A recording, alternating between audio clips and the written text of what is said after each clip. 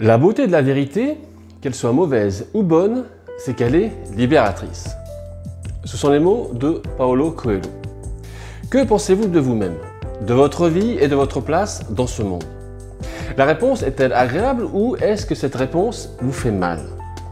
C'est pour ça qu'aujourd'hui dans cette vidéo, je vous propose de découvrir comment être honnête avec vous-même pour pouvoir vivre librement.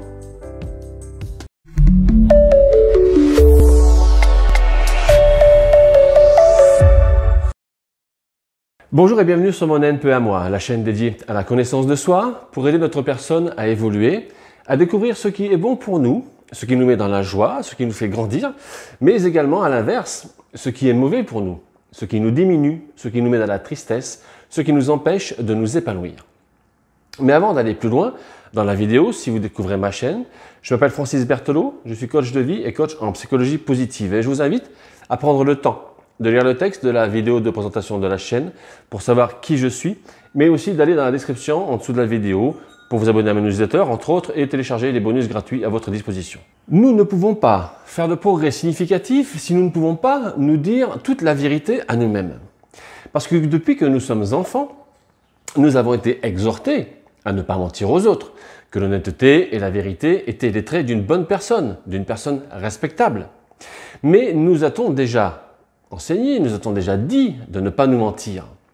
Nous a-t-on appris que l'honnêteté que nous valorisons vers le monde extérieur, vers les autres, est aussi importante que celle que nous valorisons vers notre monde intérieur, vers nous-mêmes? L'une des plus grandes erreurs que j'ai pu faire, c'est de ne pas me dire la vérité. Je faisais semblant de me dire que ce que je ressentais n'était qu'une phase passagère, un peu inconfortable certes, mais quelque chose que je n'avais pas le droit de percevoir comme un réel problème. Et pire encore, j'ai essayé de l'enterrer, pensant que la solution à ces douleurs profondes, c'était de les diluer dans différents plaisirs. Et le plaisir le plus empoisonné de tous, c'est le plaisir d'un bon mensonge. Parce que les mensonges, ils sont doux et séduisants. Ils vous endorment de la réalité et vous libèrent souvent de l'inconfort, de la responsabilité, parce que nous nous voilons la face sous un masque de chloroforme. Mais les mensonges, ils sont toujours des mensonges, ils restent des mensonges et la vérité, par contre, elle demeure. Et vous ne pouvez pas échapper à la présence tenace d'une vérité que vous refusez de voir. Parce que je ne sais pas pour vous, mais c'est quelque chose que je constate tout le temps. Vous parlez aux gens et lorsque vous leur demandez comment ils vont, vous obtenez ces réponses toujours toutes faites et plates qui sont immédiatement annulées, cassées par leur langage corporel, leur attitude et leur façon de parler. Et vous connaissez ces phrases. Je vais bien, tout va très bien, ça baigne, j'ai pas à me plaindre, c'est le rêve.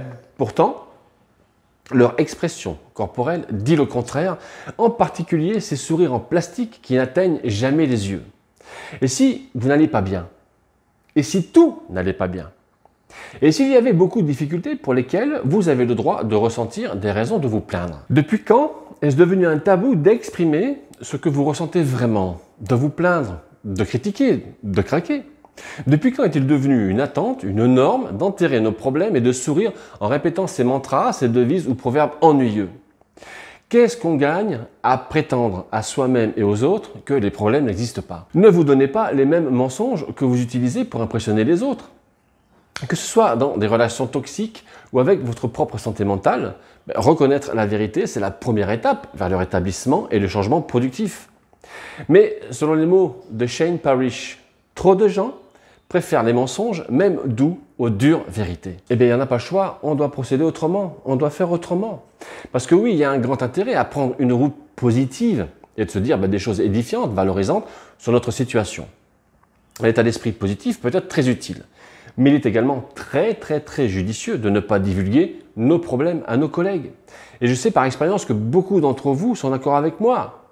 Mais il y a aussi lieu de se mettre à niveau avec soi-même, en accord, et d'être brutalement honnête sur ce qui se passe et sur ce que nous ressentons vraiment à ce sujet. Alors, comment peut-on vivre librement si on s'enchaîne avec des mensonges? La première étape vers la liberté, c'est de se dire la vérité. Je sais que la vérité, elle fait mal. Mais les vérités que nous devons connaître et sur lesquelles nous devons agir piquent souvent précisément parce qu'elles sont tellement importantes. Si vous êtes fauché, vous êtes fauché. Quand t'as pas un radis, t'as pas un radis, ça c'est du vécu. Si vous êtes en surpoids, vous êtes en surpoids. Si vous vous êtes trompé sur quelque chose, vous vous êtes vraiment trompé sur quelque chose. Si vous avez perdu vos économies en jouant au casino ou à la bourse, ben c'est exactement ce que vous avez fait, vous avez perdu votre argent. Si vous voulez affirmer quelque chose, comme l'a dit Jim Rohn, affirmer la vérité, ne la passez pas sous silence. Ne vous insultez pas et surtout, ne vous insultez pas en mentant. Parce que vous savez, des fois, il n'y a pas de quoi de faire le beau ou la belle. Hein. Un cochon avec du rouge à lèvres, ça reste toujours un cochon. Hein. On ne peut pas se mentir. Vous connaissez la vérité dans votre cœur et chaque mensonge, ben, c'est une blessure que vous vous infligez. Hein. On s'auto-flagelle, on s'auto-poignarde. Alors au lieu de cela, ça serait bien d'accepter ce qui s'est passé et même, si ça fait mal, de regarder cette chose dans les yeux et puis de vous dire, c'est la vérité et plus tôt j'accepte, plus vite je pourrai la surmonter. On ne peut jamais être libre si on continue à esquiver la réalité, en particulier les réalités dans lesquelles ben, on s'enfonce régulièrement. Le fait d'être honnête avec soi-même, c'est que cela met en lumière les endroits de notre vie que nous craignons de regarder et qui sont pourtant les endroits les plus importants que nous devons changer. La dépression, elle ne s'évapore pas comme ça, par magie, si on l'ignore. Le déclin économique, il ne disparaît pas si on l'habille simplement avec un nom fantaisiste comme l'austérité. Ça, les politiques savent très bien le faire. C'est un métier, hein, ça s'apprend. C'est comme les mauvaises herbes aussi. Les mauvaises herbes, ça n'arrête pas de pousser dans votre jardin uniquement parce que vous prétendez qu'il n'y a pas de mauvaises herbes. Il faut être conscient que la vie, elle est en partie négative et nous devons apprendre à gérer les aspects négatifs de la vie. Ça ne veut pas dire non plus qu'on doit s'y attarder, mais on doit quand même ne pas les ignorer. Ben oui, parce que ce que nous ignorons a tendance à profiter de notre inaction et à pousser comme ces fameuses mauvaises herbes. Et devinez où est-ce que ça mène? À de plus gros problèmes encore. Et ça sur toute la ligne, aggravé par notre manque d'intérêt. C'est cette patate chaude qu'on ne peut pas garder dans les mains, qu'on doit refiler à tout prix pour qu'elle devienne le problème de quelqu'un d'autre. Parce que oui, il faut du courage pour affronter la vérité. Il faut de la force pour enlever ses œillères et voir ses problèmes, ses douleurs et ses difficultés pour ce qu'elles sont vraiment. Il faut une qualité héroïque pour refuser l'attirance du mensonge et de l'apathie et préférer combattre le négatif pour une meilleure existence. La première étape et la plus importante, c'est celle-ci. Dites-vous la vérité, toute la vérité. Et l'étape suivante pour résoudre un problème, c'est de reconnaître son existence. Et qu'est-ce qui se passe après? Ça dépend que de toi. Où que tu sois, quoi que tu traverses, la voie à suivre est un chemin que personne ne peut te forcer à parcourir. Souvent, nous devons le découvrir par nous-mêmes, par la persévérance, le courage et l'espoir ou l'optimisme. Voici quelque chose que je peux vous suggérer. Peu importe ce à quoi vous êtes confronté, n'abattez pas vos efforts en adoptant une approche cynique, arrogante. Renoncer à tout espoir, c'est admettre la défaite. Et c'est exactement ce que nous ne pouvons pas nous permettre de faire. Parce que, par exemple, si vous êtes en difficulté financière, je sais de quoi je parle, je vous l'ai déjà raconté dans plusieurs vidéos, ma femme et moi, on a déjà bien galéré pendant plusieurs années. Et si vous êtes en difficulté financière, n'abandonnez pas l'idée que vous pouvez toujours créer de la richesse sans penser à des dizaines de milliers d'euros, mais que vous pouvez toujours sortir la tête de l'eau et vous remettre à flot. Si vous êtes déprimé, croyez qu'il existe une issue et que quelque chose de mieux vous attend après cette épreuve. Rappelez-vous que quand une porte se ferme, il y en a une autre qui s'ouvre. Quel que soit le défi, le challenge, adoptez un état d'esprit qui vous permet d'y faire face parce que en vous rabaissant, en vous diminuant, en ne croyant plus en vous, vous rendez service à vos ennemis, à vos détracteurs, à votre petite voix intérieure, ce que moi j'appelle mon petit vélo, qui vous dit hey, bingo, je te l'avais bien dit, tu n'y arriveras pas. Il y a toujours un moyen, tant que vous avez la volonté de le trouver.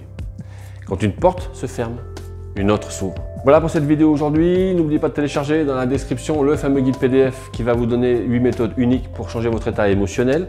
Et comme à chaque fin de vidéo, je vous le répète, quand vous êtes dans une démarche de connaissance de soi, ne vous prenez pas la tête. Absorbez ce qui est utile, jetez ce qui ne l'est pas et ajoutez ce qui vous est propre. Je vous laisse mettre un pouce, partager pour rendre service à quelqu'un et faire aussi connaître ma chaîne pour faire grandir la communauté. Je compte sur vous pour ça. En attendant la prochaine vidéo, je vous souhaite le meilleur et surtout, prenez soin de vous, faites attention à vous.